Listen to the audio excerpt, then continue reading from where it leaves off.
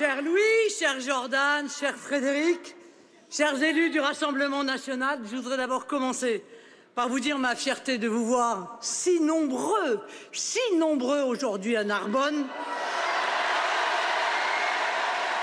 Et la grande mobilisation populaire que vous incarnez en ce 1er mai, c'est la plus belle qui soit et c'est sans doute la plus précieuse pour notre démocratie. Chers amis, le 1er mai est traditionnellement le jour où nous rendons hommage au miracle de la volonté et de la foi en notre nation, incarné par Sainte Jeanne d'Arc, patronne de la France, dont la vie et l'œuvre est une des pages les plus extraordinaires de notre histoire nationale. Mais si cette date est si importante, c'est aussi parce que le 1er mai est la fête du travail et qu'elle témoigne de l'hommage que nous voulons rendre aux travailleurs de ce pays, à ses forces vives. Ce n'est pas une fête où nous nous limitons à célébrer les conquêtes sociales des travailleurs, souvent obtenues lors de douloureux conflits où ont été perdues de nombreuses vies humaines. C'est aussi l'occasion de célébrer le travail et l'effort eux-mêmes, en tant que levier d'émancipation individuelle et d'ascension sociale. Voilà pourquoi, mes chers amis, chers militants, je suis si heureuse de vivre ce 1er mai avec vous. Parce qu'à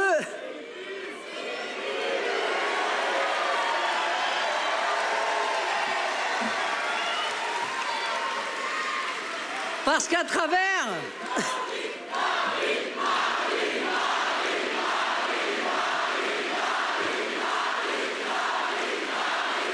Merci. Parce qu'à travers le travail, disais-je, c'est la nation elle-même, en fait, que nous célébrons aujourd'hui, et puis la solidarité des citoyens qui la composent entre eux. Mais il faut le reconnaître, ce pacte, ce contrat social sont aujourd'hui plus fragiles que jamais après des décennies de désindustrialisation et donc d'appauvrissement collectif. Et je vous dis cela avec une gravité particulière alors que la France fait face, vous le savez, à une nouvelle vague malheureusement prévisible de fermeture d'usines et d'entreprises. C'est une véritable saignée sociale. Une saignée sociale qui s'abat aujourd'hui sur des millions de Français frappés par l'insécurité économique et la précarité. Malgré cela, nous entendons chaque jour se le relayer dans les médias, les ministres de messieurs Bayrou et Macron, en direct d'un monde parallèle, pour expliquer, sourire autosatisfait vissé aux lèvres, que la France est en train de gagner la bataille de la réindustrialisation. Mais ce n'est même plus un mensonge d'État, c'est une énormité. C'est une véritable forfaiture. En effet, c'est aujourd'hui l'inverse qui se passe. La France est en train d'accélérer sa désertification industrielle. L'industrie manufacturière pèse désormais moins de 10% de notre produit intérieur brut, un niveau comparable à celui de la Grèce. La patrie des Lumières, la patrie du positivisme, la patrie de l'excellence scientifique, notre patrie est devenue un désert productif. Et cela se voit dans l'effondrement de notre balance commerciale, c'est-à-dire la différence, vous savez, entre les richesses que nous exportons et la production que nous importons en 20 ans. En 20 ans seulement, notre déficit est passé de 14 à près de 100 milliards d'euros. Cet effondrement productif n'est pas qu'un phénomène économique. C'est d'abord un drame social et humain. Car l'industrie est l'un des secteurs les plus rémunérateurs de toute économie développée et la France, évidemment, n'échappe pas à cette règle. Les emplois qu'on y détruit, eh bien, ils sont remplacés massivement, depuis 2017 en particulier, par des emplois de services à faible valeur ajoutée, mal payés, avec un faible niveau de protection sociale. Pour résumer, on ne construit pas.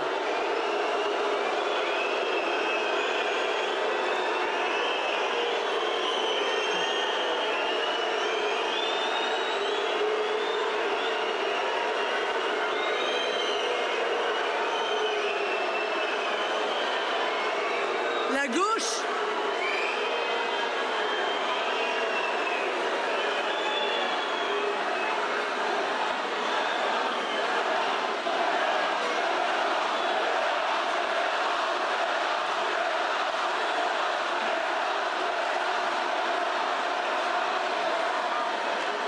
La gauche n'est pas à un paradoxe près, parce qu'en l'occurrence, ils auraient dû applaudir mon propos, mais bon, je pense qu'ils n'écoutent pas en fait.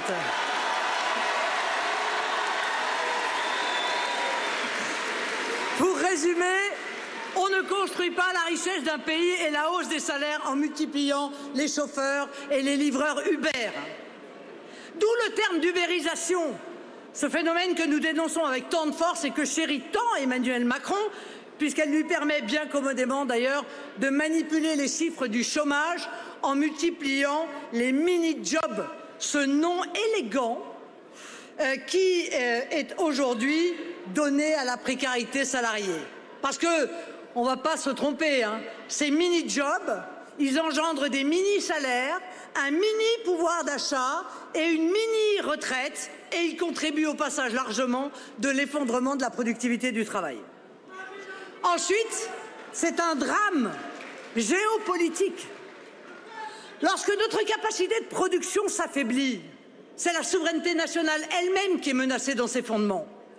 Nous avons tous encore à l'esprit l'humiliation de la pandémie du Covid, lorsque des masques chinois nous étaient livrés par avion, alors qu'aucune entreprise française n'était en mesure d'en produire, pas plus d'ailleurs qu'un vaccin efficace. Aujourd'hui, c'est la reconquête de notre souveraineté en matière de défense, d'énergie ou de nouvelles technologies, à commencer d'ailleurs par l'intelligence artificielle, qui est rendue impossible par la disparition de notre tissu industriel. Et enfin, je voudrais insister sur ce point car nous entendons chaque jour tant de mensonges sur cette question. Cette perte industrielle est un désastre écologique. Vous voyez, vous auriez dû rester.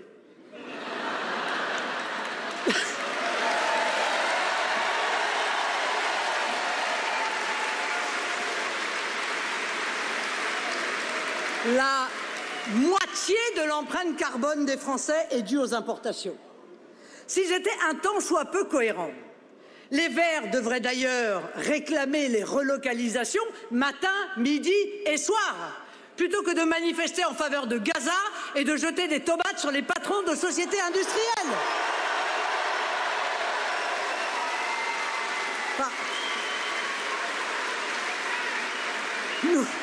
Nous faisons venir de l'autre bout du monde des produits que nous nous sommes rendus incapables de produire en France. Et dans le meilleur des cas, comme une économie de pays faiblement développés, dirais-je, nous exportons de la matière première, comme le bois, que nous réimportons transformé, dans le cas d'espèces, sous forme de meubles. C'est pire que le reflet d'un logiciel daté, celui, vous vous souvenez, de la mondialisation heureuse et du doux commerce des années 90. C'est une régression majeure. Partout dans le monde, des États-Unis à la Chine, ce logiciel a été remplacé, balayé par des politiques nationales de puissance et de souveraineté industrielle. Mais dans cette galaxie parallèle, celle de la Commission européenne, celle d'Emmanuel Macron, cette nouvelle donne n'a manifestement pas encore été intégrée. Leur politique sent la naphtaline, elle est ringarde, vieillotte, usée, au point d'en devenir toxique pour nos pays.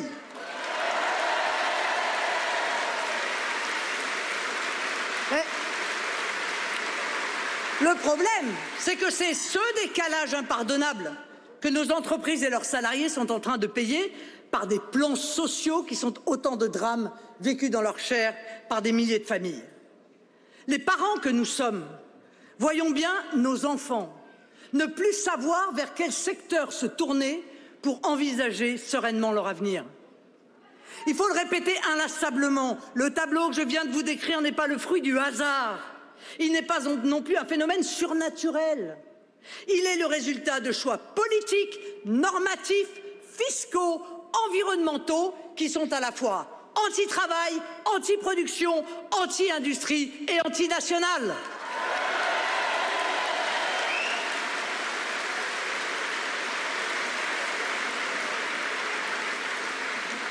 Je vous parle d'un temps que les moins de 20 ans ne peuvent pas connaître, mais enfin, hier, on a déjà sacrifié à ce petit jeu, entre autres, notre industrie métallurgique et notre capacité de production minière. Demain, grâce à la folie libre-échangiste de l'Union européenne, ce sont les voitures électriques chinoises gavées de subventions publiques qui, évidemment, achèveront de tuer notre industrie automobile. C'est en effet, vous vous souvenez, la Commission qui a décidé, avec la bénédiction d'Emmanuel Macron, d'interdire la vente de voitures thermiques neuves à partir de 2035 dans le cadre du si mal nommé Green Deal, véritable manifeste de l'écologie punitive incarnée par la technocratie bruxelloise. Je vous rappelle qu'avant cette décision, il n'y a eu aucune étude d'impact. Rien. Nada. Ce que je vous dis là, d'ailleurs, s'applique à d'autres secteurs, vous le savez bien. Et j'en veux pour preuve la honteuse signature par Mme von der Leyen du Mercosur, malgré l'opposition de la représentation nationale. Donc, à cause de la folie normative et libre-échangiste, notre agriculture aussi est en voie de désintégration. Mais il faut être honnête, c'est aussi à Paris que se sont construites ces politiques toxiques pour notre tissu économique. Plusieurs analyses indépendantes indiquent que l'ensemble des surtranspositions de directives européennes ou d'ailleurs de normes franco-françaises outrancières entraînent une perte de PIB comprise entre 3 et 4 points, soit plus de 100 milliards d'euros de richesse que nous nous interdisons de créer. À ce petit jeu, c'est vrai que la technocratie française est sans doute championne du monde. Et tant pis si le supplice réglementaire que nous faisons subir à nos acteurs économiques, agriculteurs, industriels, artisans, commerçants, se traduit par un appauvrissement collectif, par l'effondrement du pouvoir d'achat, par l'explosion de la dette publique et par voie de conséquence, la disparition progressive des services publics et l'explosion des impôts et des taxes. Voilà la situation de ceux qui travaillent, de ceux qui entreprennent aujourd'hui en France. Je n'hésite pas à le dire, ces héros du quotidien, qui ne subissent pas seulement l'absurdité des contraintes imposées, mais de surcroît le mépris ou la haine d'une partie de notre classe politique. Or, le 1er mai, à mes yeux, est par excellence la fête de l'unité nationale, et donc une occasion de rappeler cette vérité simple. Il ne peut exister de justice sociale sans justice économique. Ces deux justices ne sont pas antagonistes. Elles sont indissolublement liées l'une à l'autre, elles sont sœurs. La vision que je porte, cher ami, repose sur l'unité des forces productives et non leur opposition stérile. La justice sociale n'est pas une entrave au développement économique, elle est l'une de ses conditions essentielles. C'est une vision profondément française et profondément gaullienne que je viens d'exprimer. C'est le génie de la France, terre de raison, de mesure et de bon sens, qui a permis de créer cet équilibre qui est notre identité économique. Pour l'extrême centre, tout droit social est une menace en soi pour la compétitivité économique. Pour l'extrême gauche, toute entreprise est par nature prédatrice et ne mérite que la punition par la fiscalité et les normes. Mais nous ne sommes pas condamnés à entrer dans ce schéma grossier.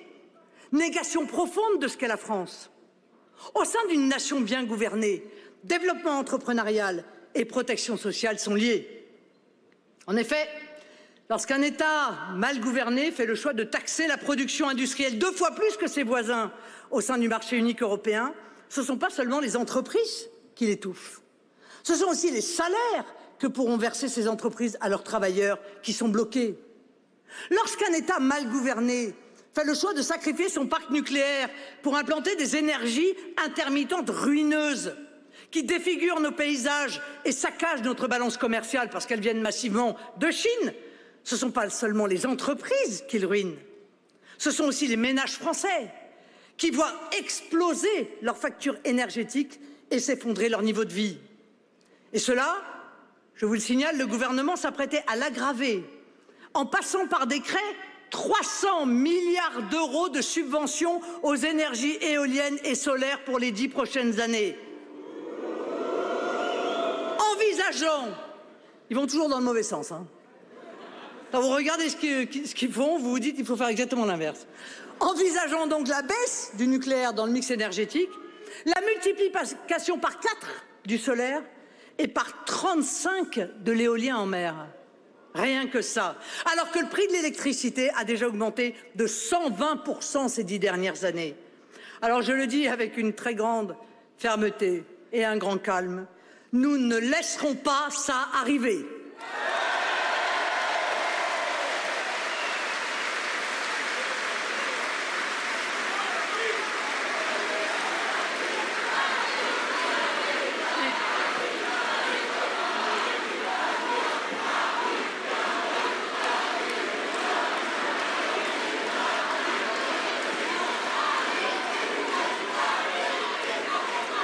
Mais c'est uniquement grâce au RN que ce décret n'a pas été signé et qu'une loi va être finalement débattue à l'Assemblée où nous pourrons vous défendre.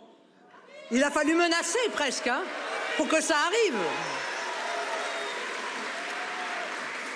Lorsqu'un État mal gouverné fait le choix de laisser venir chaque année des centaines de milliers d'immigrés peu qualifiés, dont une partie importante deviendront le lendemain des travailleurs clandestins sous-payés ou des chômeurs, ce ne sont pas non plus, là aussi, les salariés qui sont les seules victimes de cette pression à la baisse sur les salaires, ce sont aussi les entreprises, enfermées dans le cercle vicieux de la course aux bas salaires, qui les empêchera demain de trouver de nouvelles recrues, et puis elles viendront alors grossir les rangs des secteurs en tension. Et puis ce sont surtout les contribuables, au passage, auxquels on laissera le soin, bien sûr, de payer à fonds perdu la charge budgétaire que représentent par leur faible taux d'activité ces centaines de milliers de personnes arrivant chaque année et qu'il faudra loger, soigner, former, etc. etc. Au-delà des problèmes sécuritaires, identitaires, culturels, par son importance numérique, cette immigration massive fait véritablement chavirer notre système de protection sociale. Comprenez bien qu'avec cette immigration massive, en réalité, il déstabilise le marché du travail, qui est un marché. C'est un marché fondé sur l'offre et la demande. Lorsqu'on fait artificiellement augmenter le nombre de gens qui cherchent un travail, mécaniquement, on fait baisser les salaires. A contrario, souvenez-vous, pendant le Covid, en Australie, puisqu'ils ont fermé, durant, je crois, 24 mois, leurs frontières. Mais que s'est-il passé? Eh bien, immédiatement, les salaires ont considérablement augmenté. Mais revenons quand même à l'exemple des métiers en tension, parce que parfois on perd son calme. Bon. Ça fait 50 ans qu'on nous explique que les Français ne veulent plus rien faire, qu'ils sont feignants, qu'ils ne veulent pas venir travailler dans un certain nombre de secteurs, etc. Ça fait 50 ans que l'on fait venir des millions d'immigrés pour exercer ces emplois. Et ça fait 50 ans qu'on observe une aggravation des difficultés à pourvoir ces mêmes emplois. Cherchez l'erreur. La réalité, elle est bien plus simple. Si ces métiers sont en tension, ce n'est pas seulement à cause de la faiblesse des salaires. Ça l'est, mais pas seulement. C'est à cause de la difficulté à trouver un logement quand on souhaite changer de région. C'est la difficulté à trouver une crèche pour faire garder ses enfants à un prix abordable. C'est la difficulté à trouver un emploi pour son conjoint dans cette nouvelle région, à payer le transport quand il est individuel ou à assurer sa sécurité lorsqu'il est collectif. Voilà pourquoi la priorité nationale d'accès aux prestations sociales, au logement social, à l'emploi constitue un levier efficace de lutte contre la falsification du marché du travail qui a été mise en place dans les 50 dernières années.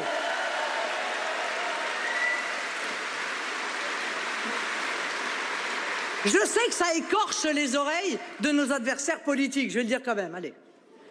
L'appartenance à la communauté nationale ne peut pas seulement être un critère, elle doit être un critère.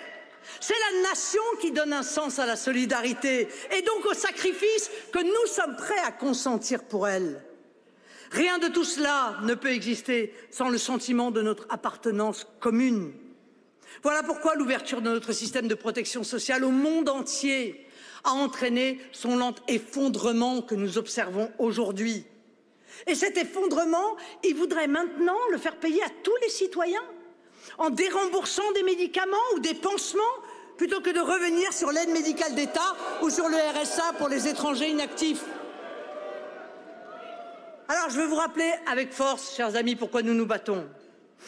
Nous nous battons pour le retour d'un État capable, par sa vision stratégique, d'utiliser les leviers de protection économique, douaniers, normatifs, permettant de rétablir une concurrence internationale juste et loyale et de faire de la France un creuset où les bâtisseurs et les ambitieux pourront créer les richesses qui feront notre prospérité collective. Nous nous battons pour mettre un terme à des décennies d'errance qui ont revu les responsables politiques français sacrifiés par aveuglement, dans le meilleur des cas par aveuglement, nos agriculteurs, nos patrons, nos usines et nos travailleurs. Nous nous battons pour que notre pays redevienne ce qu'il n'aurait jamais dû cesser d'être, une nation qui assume de défendre ses intérêts, qui sont également en démocratie, je me permets de le rappeler car certains semblent l'avoir oublié depuis tant d'années, les intérêts de son peuple. Or, tous les Français sont aujourd'hui victimes de la terrible injustice qui leur est faite depuis 50 ans. Cette injustice, c'est la destruction méthodique par l'immigration de masse, par la fédéralisation européenne, par l'effondrement assumé de notre potentiel productif, industriel, énergétique, par l'abandon de l'école de la République, la destruction méthodique de notre contrat social. Et la cause première de cette injustice subie par tous, c'est la faillite collective des gouvernements qui ont successivement exercé le pouvoir en France depuis 50 ans. Une construction multiséculaire dévastée en 50 petites années. Voilà leur bilan. Malgré cela, aucun examen de conscience, je vous rassure, n'a été fait par ce personnel politique de l'invraisemblable succession d'erreurs stratégiques qui ont placé notre pays dans la situation dramatique qu'il connaît. Mais vous le savez, mes chers compatriotes, la résignation et le fatalisme n'ont jamais fait partie de mon paysage mental. Je suis convaincu que l'œuvre de notre génération, celle dans laquelle je me suis engagé si passionnément à vos côtés depuis tant d'années, reste à mener. Cette œuvre, c'est le grand redressement de la souveraineté, de l'économie et de la cohésion sociale du plus beau pays du monde, la France.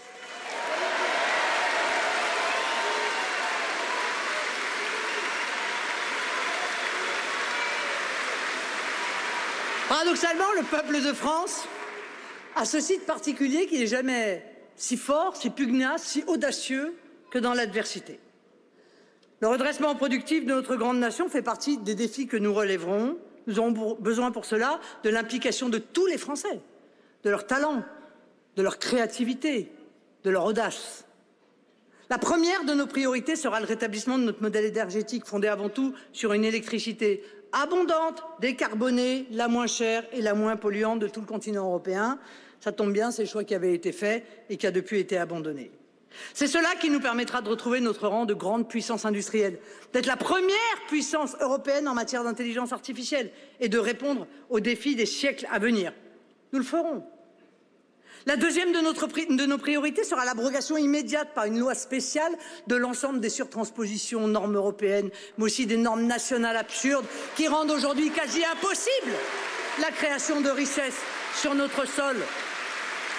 Nous le ferons. La troisième grande priorité, ce sera la remise en ordre de notre système fiscal. Nous devrons engager en quelques mois le passage d'une fiscalité anti-travail et anti-industrie à une fiscalité toujours plus favorable à l'investissement et à la juste rémunération de l'effort, à la digne récompense de l'ambition et de l'audace en ayant préalablement fait la chasse aux dépenses toxiques ou inutiles qui s'accumulent depuis des décennies. Nous le ferons.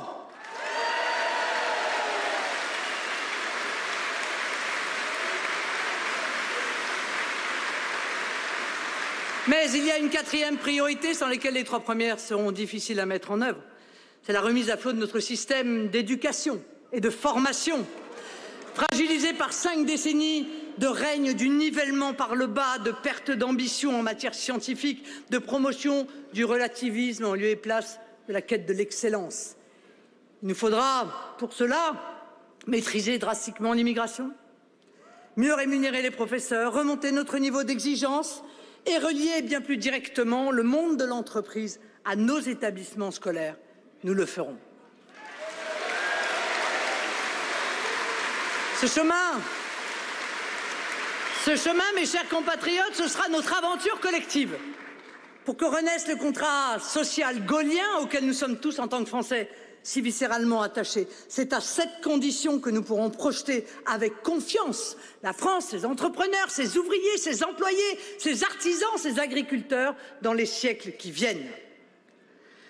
Vous savez, chers amis, je n'ai jamais compté mes efforts pour porter votre voix et vos espoirs dans le débat public national.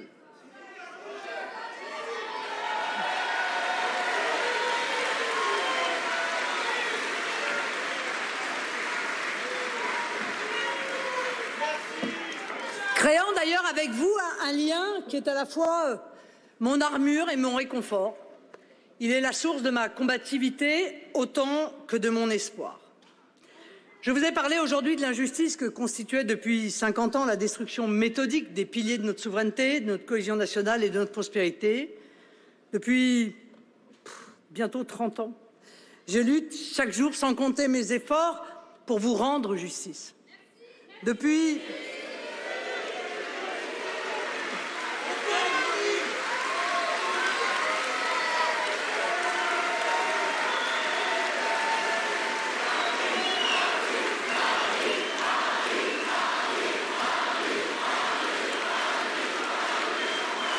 Depuis 30 jours, c'est pour mon honneur et pour mon innocence que j'ai dû m'engager dans une nouvelle bataille. Avec pour seul horizon la possibilité de vous représenter dans 2 ans à la prochaine élection présidentielle.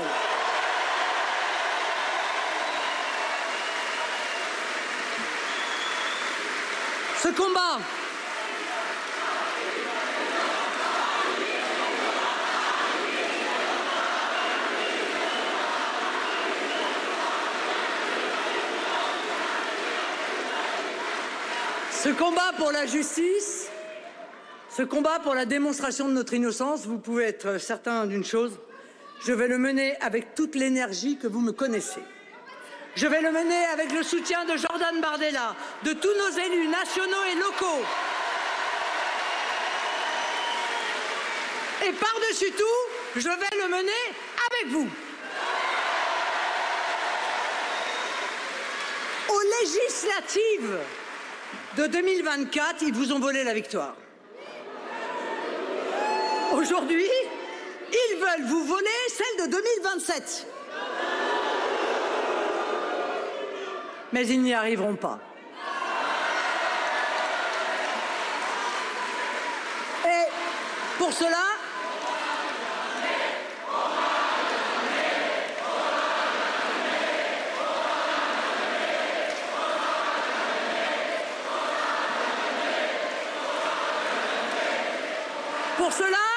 j'ai besoin de vous maintenant. Parce qu'il y a quand même une chose qu'il semble ignorer, c'est qu'une élection nous sépare de 2027. Dans 1 an, en 2026, ce sont les élections municipales.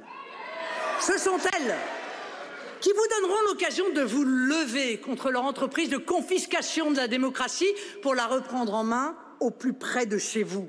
Rien ne les effraie plus, écoutez-moi bien, que le fait que vous, peuple de France, fassiez de la politique, car notre peuple a ceci de particulier qu'il a souvent su, dans son histoire, reprendre son destin en main lorsqu'on tentait de le lui confisquer. Je vous appelle à le faire dès maintenant, car si le système veut m'empêcher d'être candidate à l'élection présidentielle après avoir voulu empêcher Jordan Bardella d'être Premier ministre,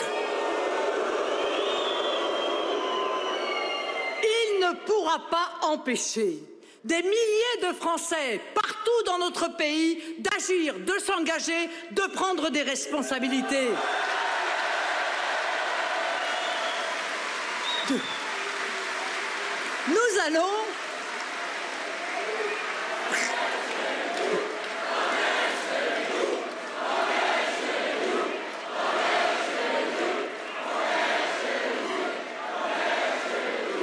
Nous allons précisément faire ce qu'ils n'avaient pas prévu. Non pas attendre, mais construire. Non pas nous résigner, mais nous organiser. Non pas protester, mais agir partout où nous pouvons le faire, c'est-à-dire partout. Redresser notre pays est une mission qui ne commence pas aux portes de l'Élysée, de Matignon ou de l'Assemblée. Elle commence à l'échelle la plus proche des Français, celle de leur commune. Les écoles, le respect de nos paysages, de notre patrimoine, le respect des Français et de leur argent, la lutte contre le communautarisme passe aussi par vos villes et vos villages. Voilà ce que nous allons faire. Construire un mouvement d'élus, de citoyens, d'hommes et de femmes de bon sens qui veulent une chose simple, changer la vie autour d'eux. Cette ambition, nous allons la porter ensemble, commune par commune. Regardez ce que nous avons déjà accompli à Hénin-Beaumont, à Beaucaire, à Perpignan, à Hayange. À chaque fois, les mêmes résultats. Des finances redressées, une sécurité retrouvée, une identité assumée, des services publics renforcés, une vie locale dynamisée. Eh bien, fort de cette expérience, c'est à vous de porter ce modèle dans des centaines de communes. Le Rassemblement national, vous savez, a beau être aujourd'hui la première force politique du pays dans les urnes, il ne gagnera la bataille des communes qu'avec un élan populaire. Cet élan, c'est vous qui pouvez le créer. Le pouvoir dont il cherche à nous priver à Paris, c'est à vous de l'obtenir chez vous par les urnes. Je serai pour cela à vos côtés, car je suis plus que jamais avec vous.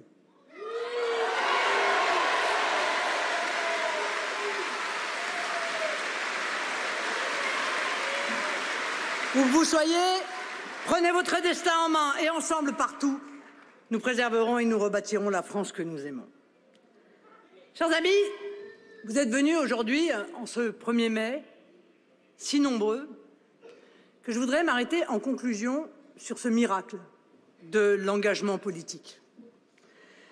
Qu'est-ce qui pousse des hommes et des femmes à distribuer des tracts, à sacrifier des moments de loisirs, pour aller porte après porte, convaincre, à coller des affiches par tous les temps, plutôt que d'aller faire une partie de pêche, un apéro avec les copains, plutôt que de profiter de leurs enfants ou de leurs petits-enfants, s'adonner à leur sport ou à leur loisir préféré. Qu'est-ce qui vous pousse, par une si belle journée, à être là, plutôt que de bouquiner dans votre jardin ou d'aller à la plage ou en forêt vous promener? Qu'est-ce qui pousse les hommes et les femmes à se présenter aux élections en sachant qu'ils seront souvent diffamés, malmenés, brutalisés, au mieux dans leur honneur et leur considération par une extrême gauche de plus en plus hargneuse, soutenue par un système aux abois? C'est d'abord, je le crois, votre profonde aspiration à la justice. Tant l'injustice crée de souffrance dans une âme bien faite. C'est aussi la générosité qui vous contraint à ne pas espérer et vouloir produire le meilleur que pour vous-même et les vôtres, mais pour le pays tout entier, parce que la souffrance des Français vous est insupportable et que vous partagez sûrement cette conviction avec moi qu'en tant que patriote, on ne peut se contenter d'être heureux tout seul. C'est donc aussi l'amour que vous portez au peuple dont vous faites partie et au pays qui est le vôtre qui vous motive. C'est enfin l'espérance, le refus de la fatalité, la conscience profonde que ce gâchis gigantesque ne peut pas être notre horizon, que l'absurdité ne peut pas être notre boussole, que le bon sens doit être victorieux du mauvais sens, qu'il n'y a d'ailleurs de sens de l'histoire que celui que les hommes veulent bien lui donner. Je suis comme vous. Je trouve parfois que le fardeau est lourd. Mais une force irrépressible me redresse dans ces moments-là et me remet en mouvement parce que fondamentalement, je suis imprégnée de l'idée que notre pays mérite mieux, que vous méritez mieux, que nous méritons mieux, que cette lampe descende aux enfers.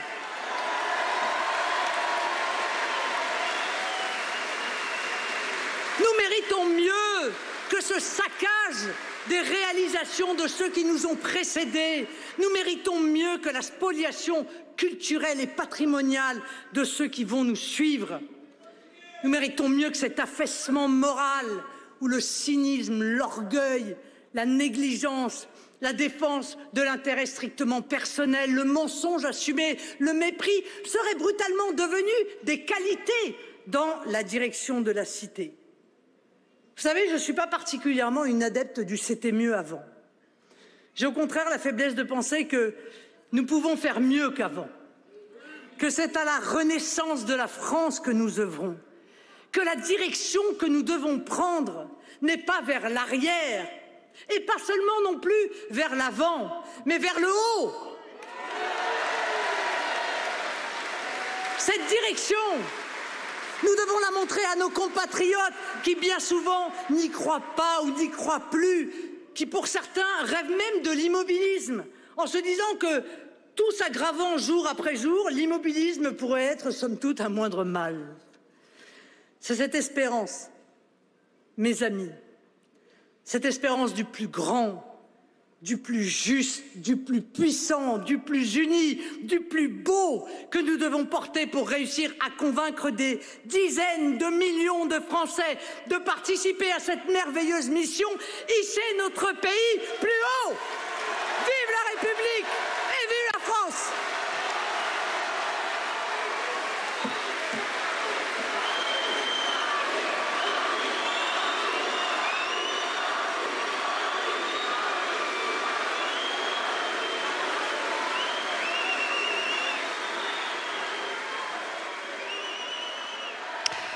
Et ces mots donc de Marine Le Pen en meeting à Narbonne. J'ai besoin de vous pour défendre mon honneur. Marine Le Pen qui a appelé ses partisans à se mobiliser, à se lever contre l'entreprise de confiscation de la démocratie. Allusion évidemment à sa condamnation à une peine d'inéligibilité.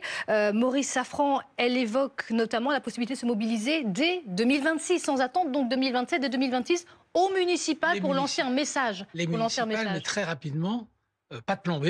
Elle n'évoque pas à une seule seconde ce qu'a dit Jordan Bardella dans Le Parisien il y a quelques jours. Pas une seconde.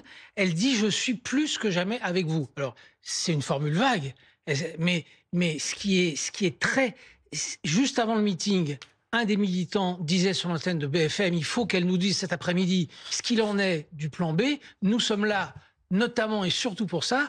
Et ce qui est frappant, je ne sais pas ce qu'Anthony en dira, pas un mot, rien sur le fameux plan B.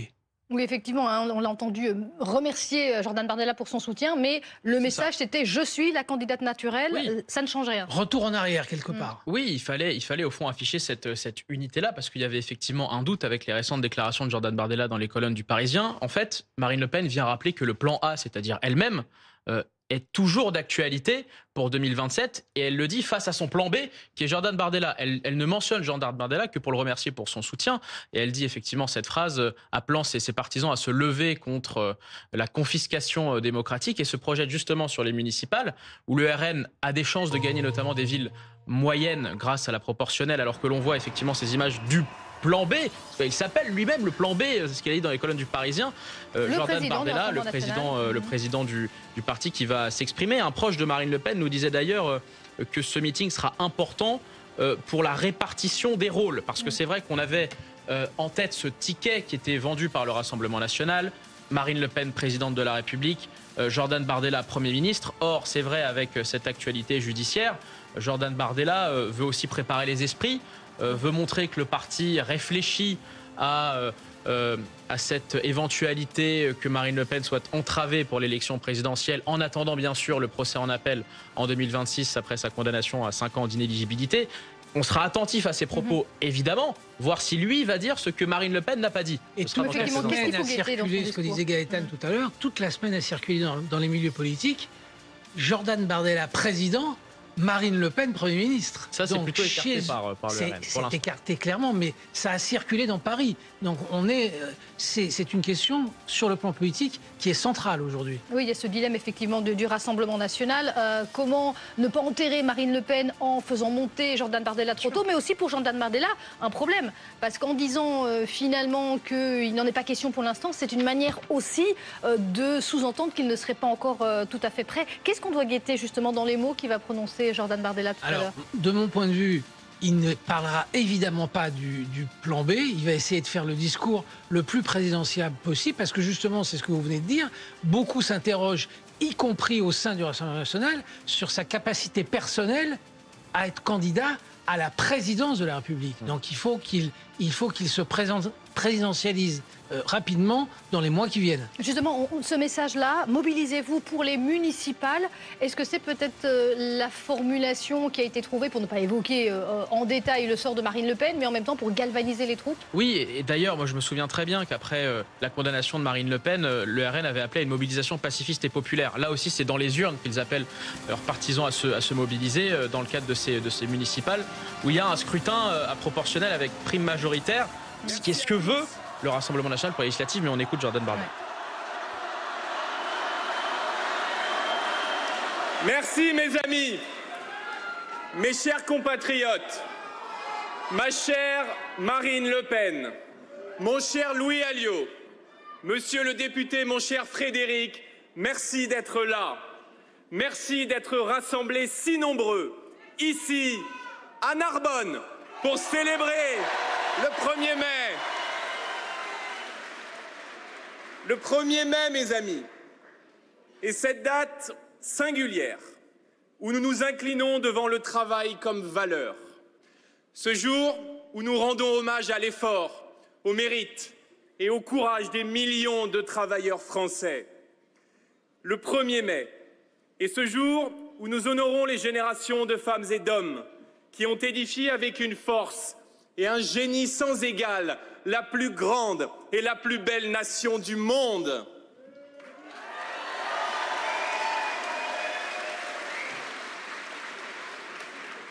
Parce que nous aimons la France plus que tout. Parce que nous aimons ses régions et ses terroirs. Nous avons choisi de nous donner rendez-vous dans cette belle terre de l'Aude.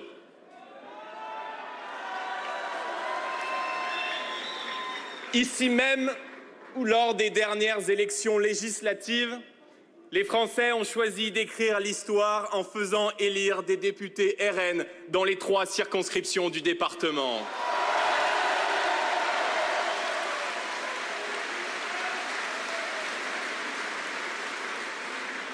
Et je veux ici les saluer. Frédéric Falcon, Christophe Barthès et bien sûr Julien Rancoul.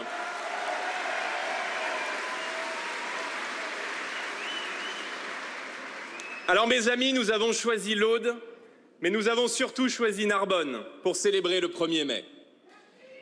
Tout ici, autour de nous, y est chargé de valeurs et d'histoire. Narbonne est la plus ancienne colonie romaine en Gaule. C'est ici que les Romains ont construit des routes que nous empruntons encore, prouvant que le travail façonne la nation autant qu'il la rend plus habitable pour les générations futures. Narbonne, c'est aussi nos racines chrétiennes et européennes profondément ancrées dans le paysage.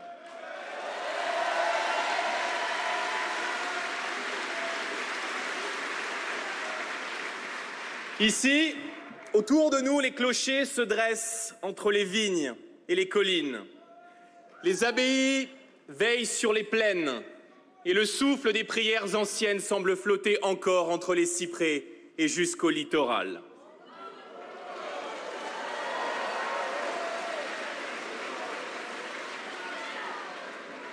Pour le dire plus simplement, mes amis, Narbonne est un reflet de l'âme de la France.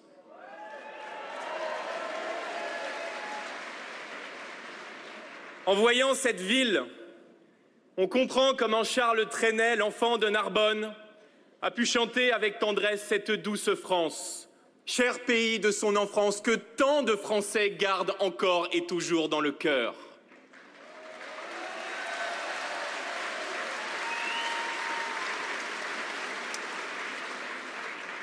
Oui, mes amis, la France que nous aimons est douce. La France que nous aimons est grande et belle et reste surtout, et malgré les tempêtes, ce pays à nul autre pareil.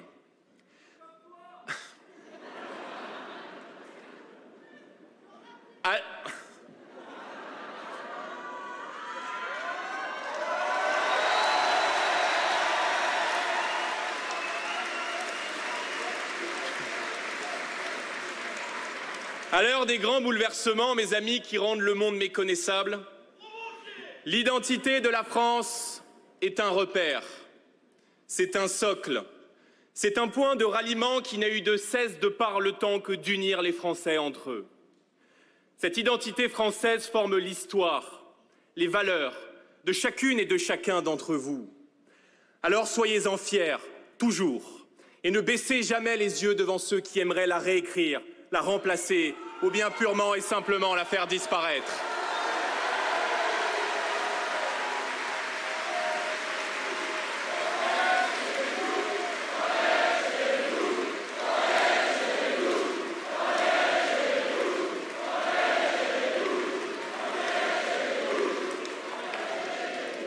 En célébrant le 1er mai et la fête du travail, nous célébrons d'abord les avancées sociales conquises de haute lutte par le peuple de France au cours de son histoire récente.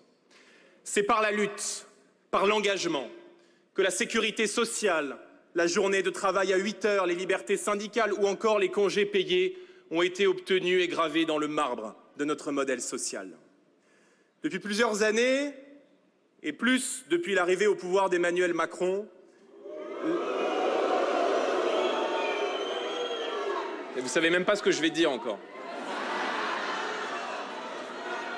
La marche du progrès social s'est incontestablement arrêtée. Les grandes conquêtes d'hier, les droits autrefois arrachés par la lutte, sont désormais fragilisés par des réformes technocratiques et injustes. Et pendant ce temps, mes amis, la France qui travaille a le sentiment d'être sacrifiée, de crouler sous les impôts, de crouler sous les charges, de crouler sous les normes, de porter seule sur ses épaules l'effort de la société tout entière. Le 1er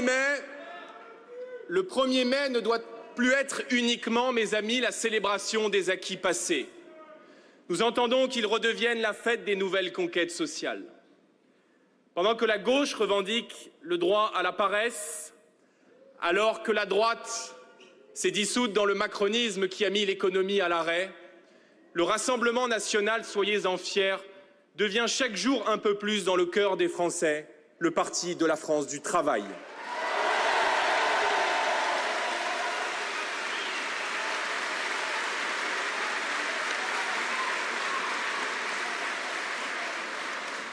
Le parti de la France qui se lève tôt, le parti de la France qui se couche tard, le parti de la France qui ne compte ni ses heures, ni ses efforts, qui œuvre, qui travaille, qui bosse en silence et sans jamais se plaindre.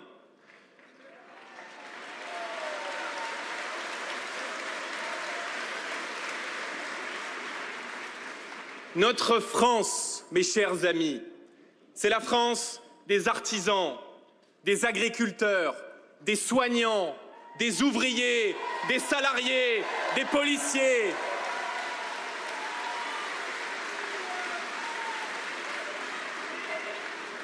Mais c'est aussi la France des chefs d'entreprise, des commerçants, des indépendants, de tous ceux qui prennent des risques, qui innovent et qui créent de la richesse dans ce pays. Notre France, c'est la France du mérite, c'est la France du courage, c'est la France du devoir.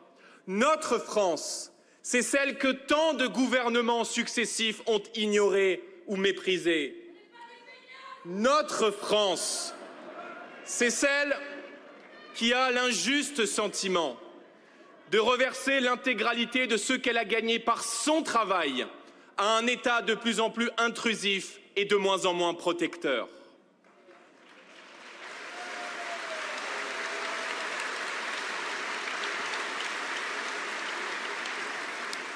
Cette France-là, mes chers compatriotes, ne supporte plus de faire toujours plus et de recevoir toujours moins. Alors, elle demande justice, elle demande reconnaissance et elle demande par-dessus tout à ce que l'effort paye enfin.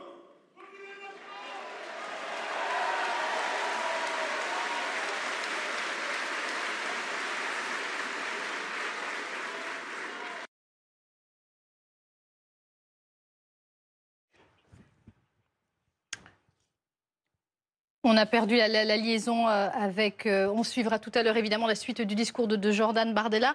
On évoquait, Maurice Safran, les déclarations de Marine Le Pen, hein, qui a été très claire en appelant ses partisans à se mobiliser pour défendre son honneur. On guette toujours, à l'instant, c'est pas venu pour l'instant évidemment, la façon dont Jordan Bardella évoquera ou pas un éventuel plan B. Pour l'instant, ce n'est pas le cas, mais ça va être compliqué. Il a construit son discours comme Marine Le Pen. Il commence par une partie économique et sociale assez longue, ce qu'elle a fait. Et puis, le fameux plan B. Mais là, rien de certain. On va voir, rien de certain encore. Et on va voir s'il le dit maintenant. On écoute Jordan Bardella. Avec l'instauration de la priorité nationale, nous voulons que la solidarité à l'égard des plus fragiles, permise par le travail de chacun et de chacune, redevienne réellement nationale. Ainsi, nous assumons, et nous le ferons, de vouloir réserver les aides sociales aux citoyens de nationalité française.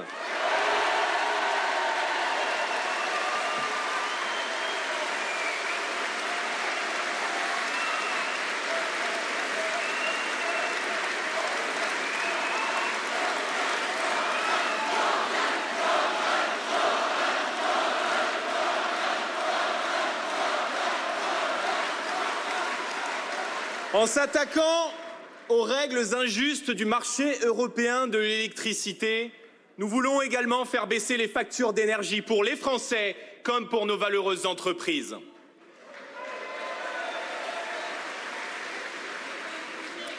Car mes amis, que vaut une politique de justice sociale si elle laisse les Français au bord de l'asphyxie énergétique?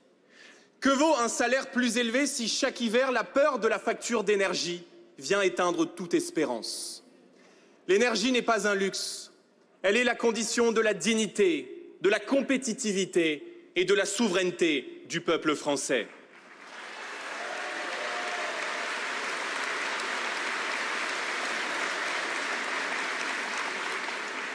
Avec la motion de censure votée il y a quelques mois, nous avons obtenu au bénéfice de 80% des ménages français une baisse de 15% des tarifs de l'électricité. J'y vois la preuve concrète de notre influence au service des Français et qu'il me soit permis ici solennellement de remercier tous les députés du Rassemblement national et de ses alliés de l'UDR pour cette victoire décisive.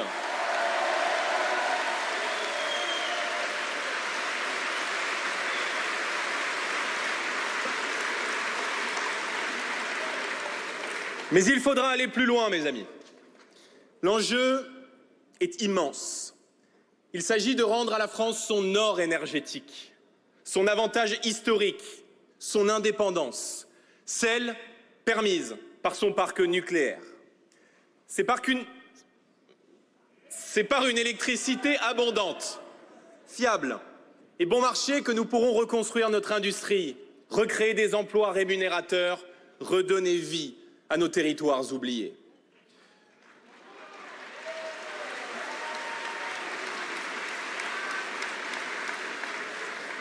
Le nucléaire est la sève de la réindustrialisation, la clé de la prospérité française. Tant que nous resterons enchaînés aux règles folles du marché européen de l'électricité, ce potentiel restera bridé. Pire encore, notre pays continuera à subir les destructions d'emplois. Je veux dire ici devant vous ma solidarité avec les 600 salariés licenciés du métallurgiste ArcelorMittal, victimes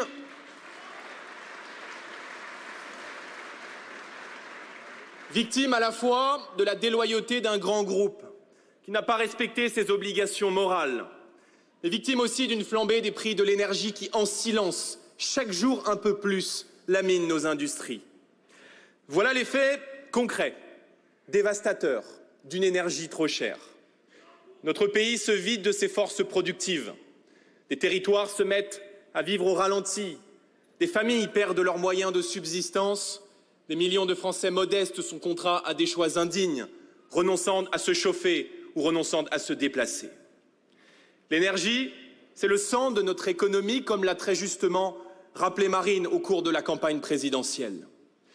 Si nous ne voulons plus vivre ces situations qui crèvent le cœur, il faut agir vite et maintenant pour la souveraineté énergétique de la France.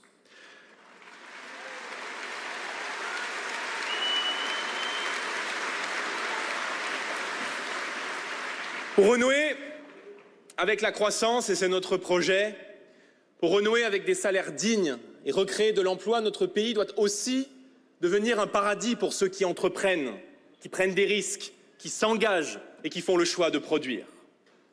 Dans ce département agricole de l'Aude, frappé par les crises, je veux en profiter pour redire mon soutien total à nos agriculteurs.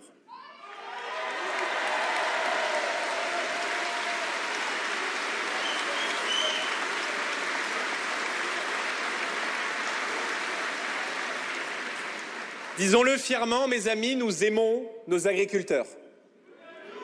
Nous aimons la belle agriculture française. Nous aimons ses produits. Et nous considérons avec beaucoup de fierté et parfois un peu de chauvinisme qu'ils sont les meilleurs au monde.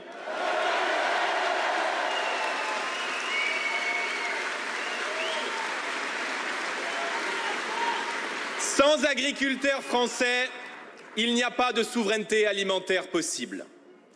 Il est inacceptable pour nous, patriotes, que la France dépende demain de puissances étrangères pour le besoin le plus élémentaire qu'est celui de nourrir sa population. Alors nous avons besoin d'une agriculture forte, productive, protégée de la concurrence déloyale, protégée de l'écologie punitive. Nous avons besoin de protéger nos agriculteurs contre les militants de l'écoterrorisme, contre ceux qui ternissent leur image, qui s'introduisent dans leurs fermes ou piétinent les champs de nos agriculteurs. Car lorsqu'un militant d'extrême gauche s'introduit illégalement dans une ferme, lorsqu'il détruit une culture, sabote un élevage, vandalise des équipements, ce n'est pas seulement une propriété qu'il attaque, c'est un pan entier de la souveraineté de notre nation.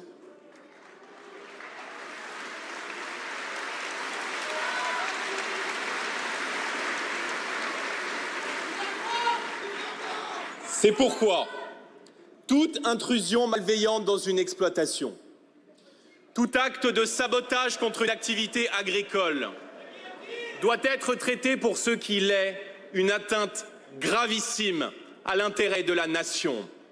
Et la justice doit répondre à chaque fois avec une fermeté exemplaire, en qualifiant ces actes pour ce qu'ils sont, des actes de terreur contre ceux qui nourrissent notre peuple et notre nation.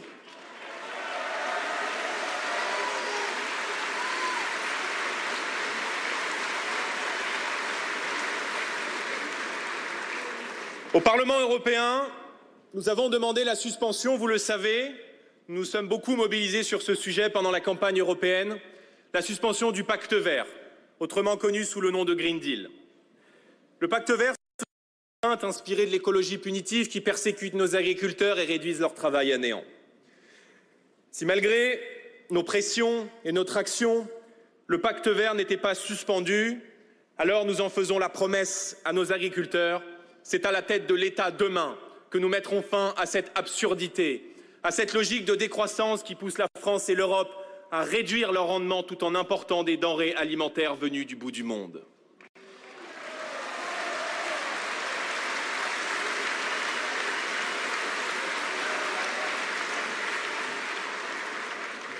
Je me pose une question simple. Comment nos dirigeants peuvent-ils encore oser regarder un agriculteur dans les yeux, lui promettre soutien, reconnaissance, à Paris, tout en le condamnant à Bruxelles à affronter une concurrence déloyale, venue de pays qui ne respectent ni nos normes, ni nos exigences sanitaires, et bien sûr, ni nos règles sociales. Nous ferons l'inverse. Nous garantirons à nos producteurs un revenu digne et stable, à la hauteur de leur travail.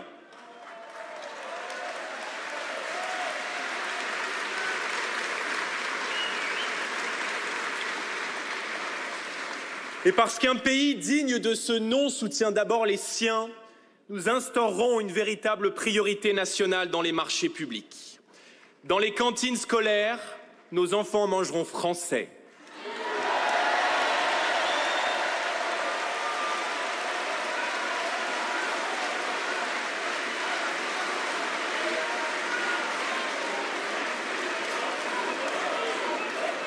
Pas par chauvinisme, mais par cohérence, parce qu'acheter français, c'est défendre nos terroirs, c'est défendre notre économie, c'est défendre notre santé et c'est encore une fois défendre la souveraineté de la France et des Français.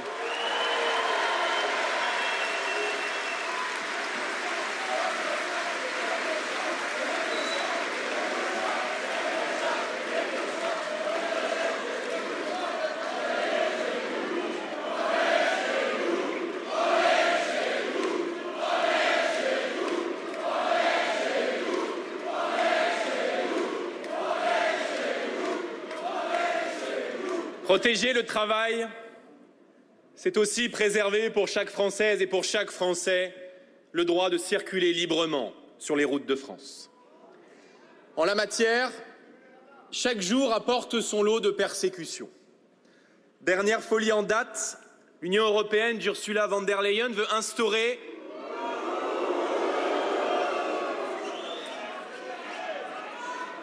un contrôle technique obligatoire tous les ans pour les véhicules de plus de 10 ans.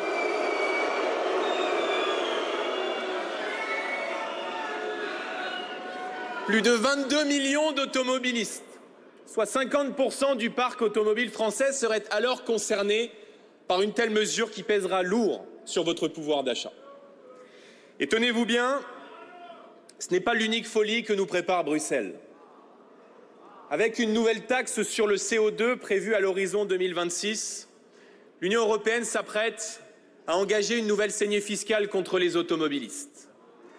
Si rien n'est fait, si la France ne la dénonce pas avec force, alors cette nouvelle réglementation venue de la bureaucratie de Bruxelles fera flamber le prix des carburants d'environ, d'après les études, 600 € supplémentaires par an et par foyer.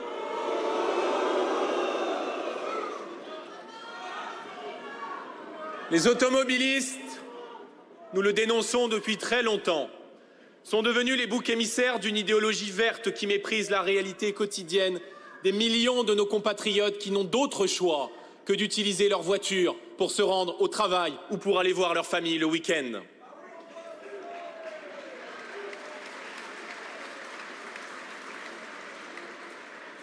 Qu'il s'agisse des zones à faibles émissions que nous combattons en ce moment même à l'Assemblée nationale, des hausses de carburant, des contrôles techniques toujours plus fréquents ou simplement de cette taxation massive, tout est fait pour culpabiliser, punir et restreindre. Alors nous le disons clairement, mes amis, il est temps d'en finir avec cette écologie de la sanction. La liberté de se déplacer, surtout dans nos zones rurales et périurbaines, est une condition essentielle de la dignité et de l'égalité de tous les Français. Les Français au volant ne sont pas des délinquants. Et je veux leur redire que le Rassemblement national se tiendra toujours aux côtés des millions d'automobilistes français en combattant ces textes absurdes qu'une majorité d'entre nous rejette.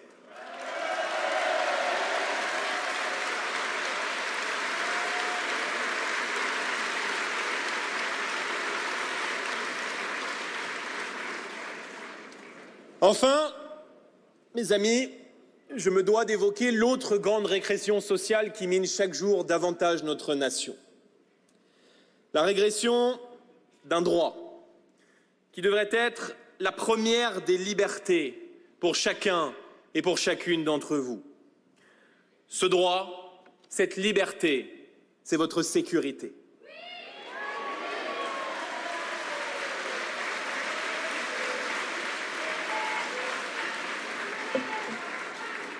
L'actualité nous rappelle combien il est urgent d'agir pour protéger le peuple français d'un ensauvagement d'atmosphère qui n'épargne plus aucun territoire, plus aucune ville, plus aucun village.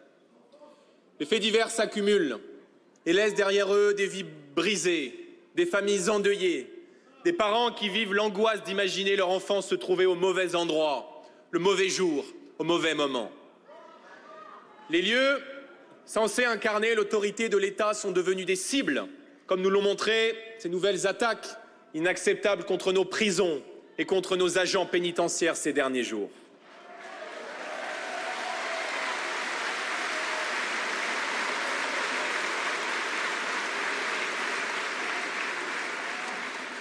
Nous n'oublions pas qu'il y a un an, en mai 2024, deux d'entre eux, Arnaud Garcia et Fabrice Moello, sont tombés froidement, assassinés lors d'une mission de transfert à Incarville. Leur mémoire nous oblige, leur engagement nous honore, et je veux ici leur rendre hommage.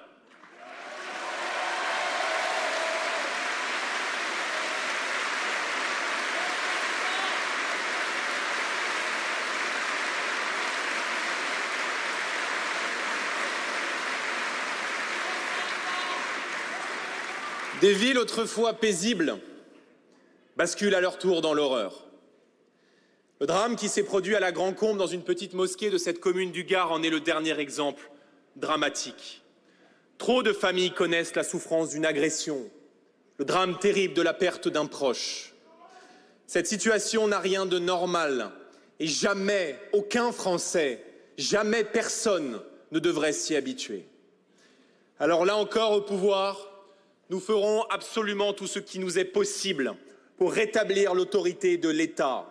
Nos seuls mots d'ordre seront la tolérance zéro, la fermeté à l'égard des criminels et bien sûr le soutien indéfectible à nos forces de l'ordre.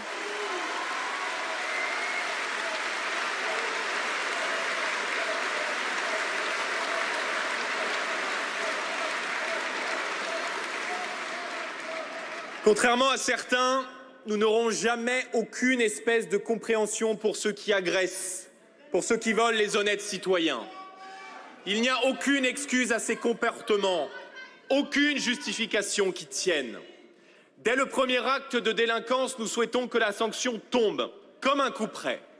Nous généraliserons les centres éducatifs fermés comme cela existe aux Pays-Bas, avec des succès remarquables contre la récidive.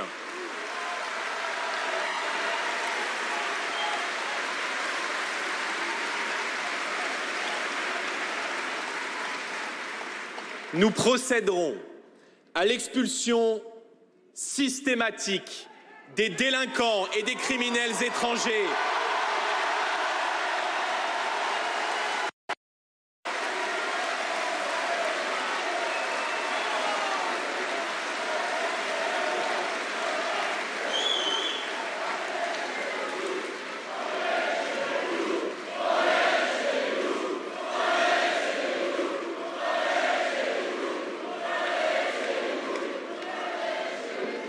Nous rétablirons les frontières nationales dans leurs fonctions protectrices.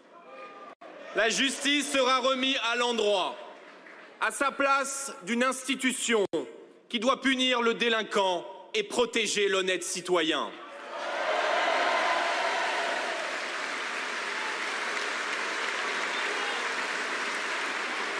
Plus un seul Français, plus une seule Française ne devra craindre pour sa sécurité, quelle que soit sa religion, sa couleur de peau, sa profession. Et je dis bien, personne ne devra craindre pour sa sécurité.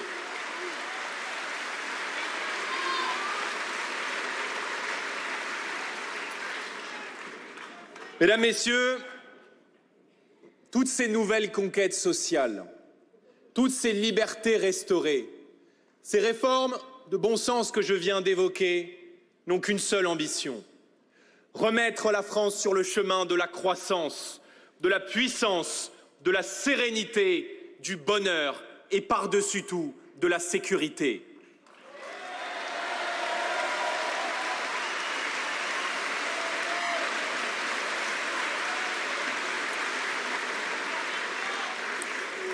La France, notre France, a été grande lorsqu'elle a été juste. Notre France a été prospère lorsqu'elle a été libre. Notre France a été invincible lorsqu'elle a cru en elle-même. Je nous appelle à renouer avec cet optimisme, car si nous ne le faisons pas, nous, patriotes, alors personne ne le fera jamais.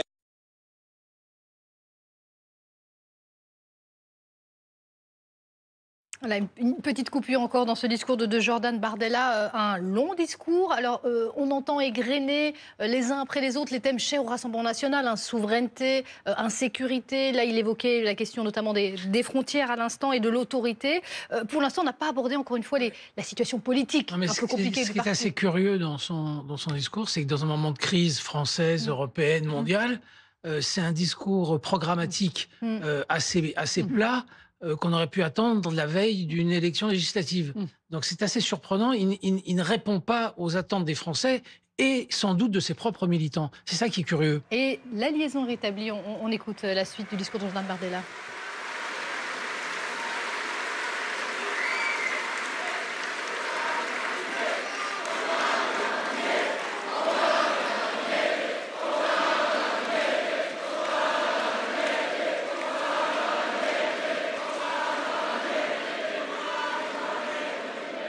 Il y a un petit décalage entre le côté gauche et côté droit de la salle.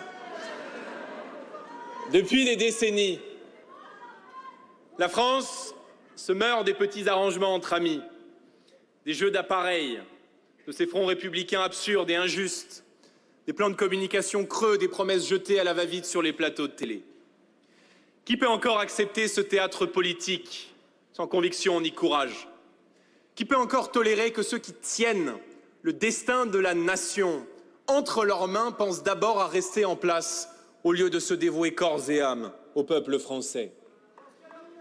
Quelle image offrent nos dirigeants quand ils cèdent face à toutes les humiliations que subit notre pays?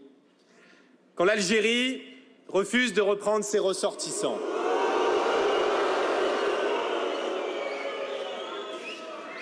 Quand l'Algérie pratique chantage et intimidation à notre égard, le gouvernement français se couche et ne dit rien.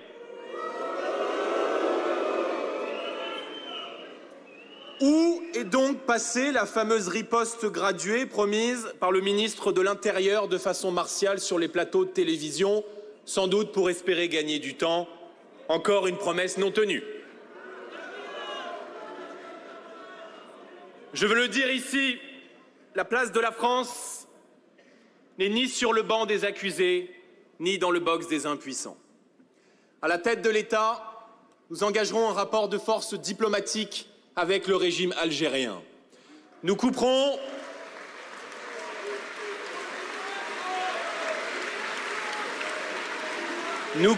mes amis, deux robinets. Celui de l'immigration et celui des subventions.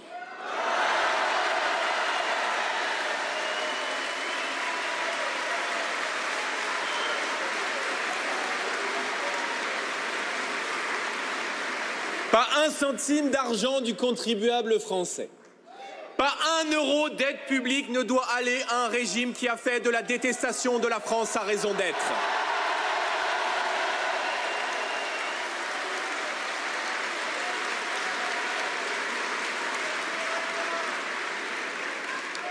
Pas un seul visa ne sera délivré aux ressortissants algériens.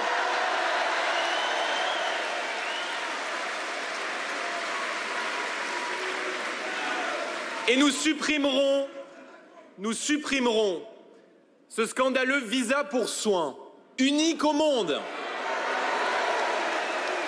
qui permet à des ressortissants étrangers de venir se faire soigner en France à vos frais.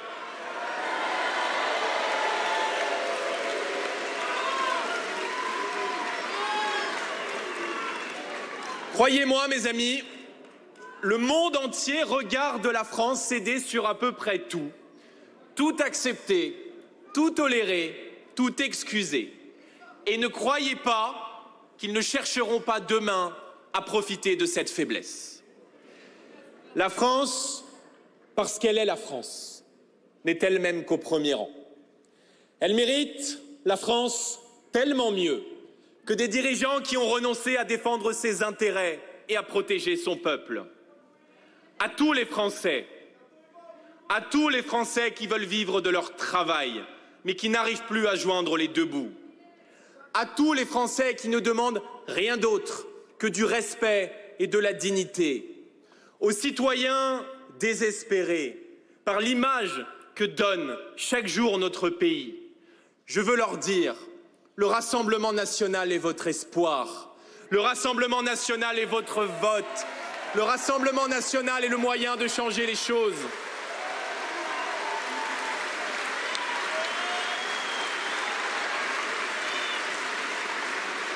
L'ordre,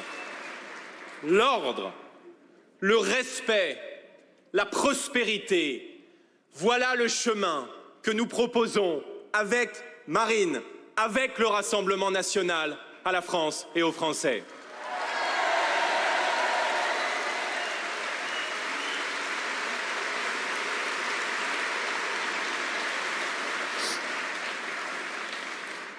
Comme Marine, mes amis, je ne peux finir ce discours sans évoquer ce qui sera peut-être le prochain rendez-vous électoral de la nation s'il n'y a pas de nouvelles législatives, les élections municipales de mars 2026. En 2024, le Rassemblement national, grâce à vous, a battu tous les records. Aux élections européennes, où il est devenu la première délégation du Parlement européen, aux élections législatives, où il est devenu le premier groupe de l'Assemblée nationale,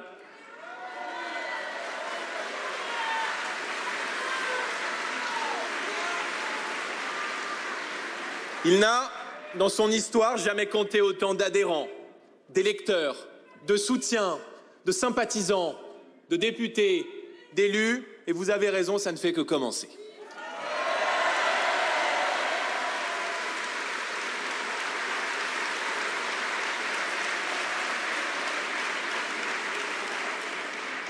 Les élections municipales, vous le savez, doivent marquer la nouvelle étape de notre enracinement dans le paysage français.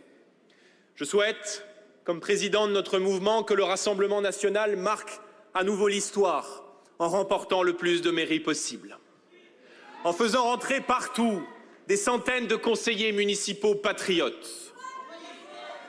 Dans le département voisin, à Perpignan, Louis Alliot, l'enfant du pays, nous montre l'exemple à suivre. Et vous pouvez l'applaudir, il le mérite.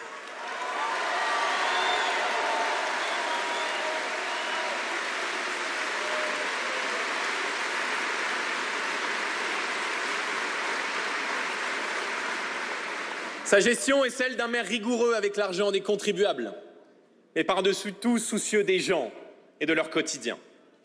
Ce qui a été fait à Perpignan, je le dis depuis l'élection de Louis, doit nous inspirer. Dans le cadre des pouvoirs d'une mairie, nos maires, Rassemblement national, se battront pour la sécurité de leurs administrés, pour une gestion saine de l'argent public et pour la paix fiscale.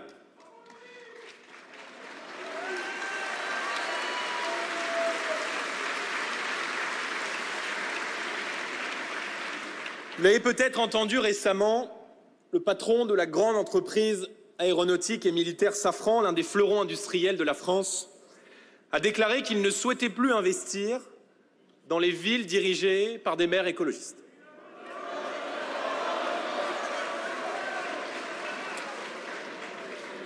Je le regrette sincèrement pour les habitants de ces villes, mais je comprends l'inquiétude de ce chef d'entreprise. Il n'a fait que constater le mépris des prétendus écologistes pour tous ceux qui produisent de la richesse et pour tous ceux qui se lèvent tôt. Le message que les maires du Rassemblement national envoient aux chefs d'entreprise est le suivant: vous êtes les bienvenus.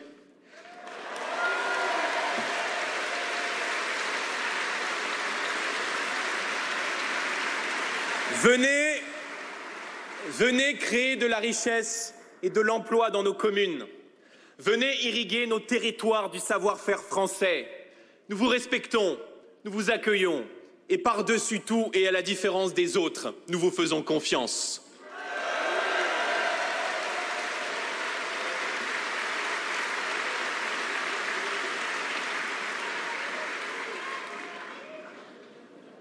Pour conclure, nous nous reverrons.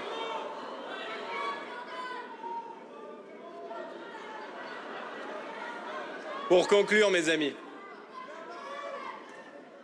les victoires que nous engrangerons lors des municipales paveront la route qui mène à la mère des batailles, celle de l'élection présidentielle. Qu'il y ait une dissolution de l'Assemblée ou non, nous sommes prêts, nous sommes déterminés à rendre possible l'alternance que les Français attendent.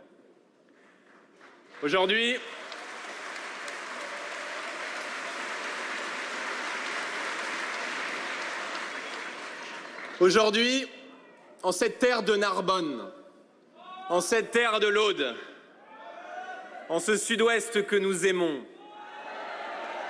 en ce 1er mai qui célèbre le travail et l'héroïsme, nous rendons aussi hommage à notre histoire et nous rendons aussi hommage à Jeanne d'Arc.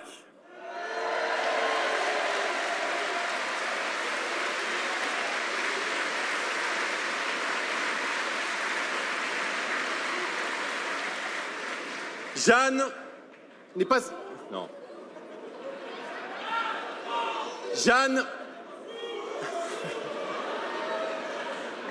Jeanne n'est pas seulement une figure de l'histoire de France. C'est une leçon de courage que le temps n'a pas effacée. Jeanne d'Arc n'aura pas attendu que les puissants lui tendent la main pour monter à cheval. Quand tout semblait fini, Jeanne s'est levée pour brandir l'étendard de la patrie pendant que d'autres baissaient les yeux. Jeanne n'était rien pour les puissants. Elle n'avait ni titre ni fortune. Elle était le peuple et n'avait pour elle que sa foi indéfectible en la France. Cela a suffi pour sauver la patrie.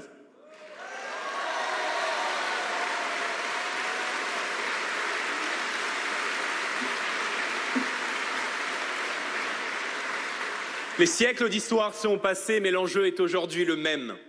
Que la France vive, qu'elle demeure libre et qu'elle reste grande.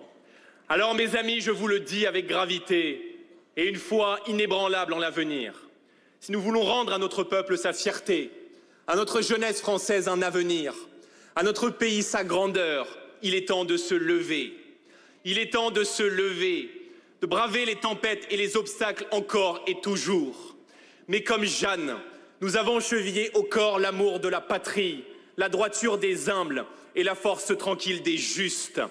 Plus que jamais, mes chers compatriotes, soyez conscients de ce que nous sommes et de ce que nous allons devoir accomplir pour redresser le pays. Nous ne sommes pas n'importe qui, nous ne sommes pas n'importe quel peuple, nous sommes le peuple de France, nous sommes le peuple qui a bâti des cathédrales, dressé des révolutions, fait tomber des empires, conquis des libertés encore et toujours. Nous sommes le peuple de Jeanne, le peuple d'Austerlitz et de Verdun, un peuple qui souffre parfois, mais qui ne plie jamais, un peuple qui doute parfois, mais qui ne renonce jamais, un peuple qui, chaque fois que l'histoire l'appelle, se lève, combat et triomphe. Vive le travail, vive le peuple français, vive nos entrepreneurs, vive la République et vive la France!